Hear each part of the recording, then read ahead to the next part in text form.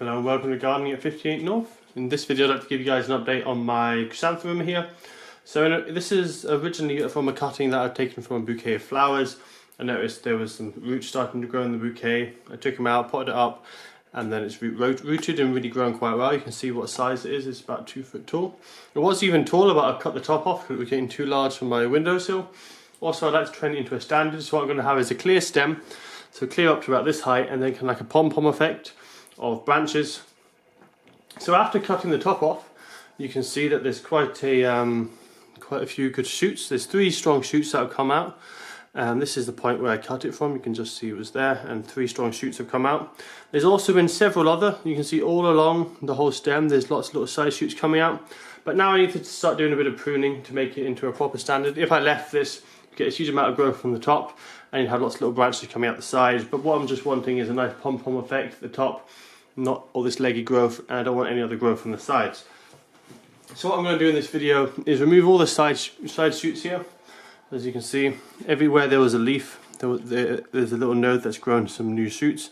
I'm just going to pinch these out with my fingers, and then the top growth, what I'm going to do is cut them back quite short, but just to a node, and from that node they should sprout, and every time I cut it, it should sprout maybe 2 or 3 new shoots from each.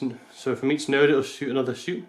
So for example, if I cut this shoot here, you can see there's 1, 2, 3, 4 little nodes. For example, this one here, if I cut it at this kind of height, there'll be 1, 2, 3 nodes that would grow. So using that method I can tell how much it'll branch and where to cut it.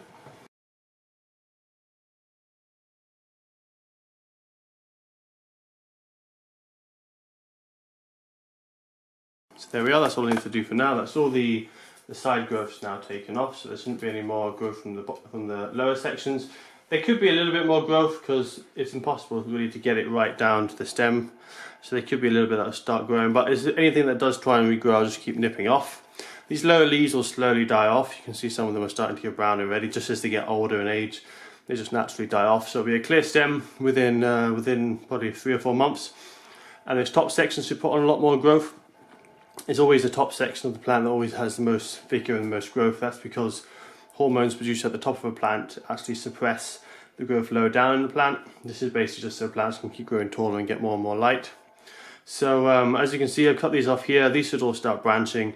Once they branch, I need to do the same again, nip them off, cause even more branching, and you just keep nipping it off and I'll get a really big kind of bushy pom-pom shape.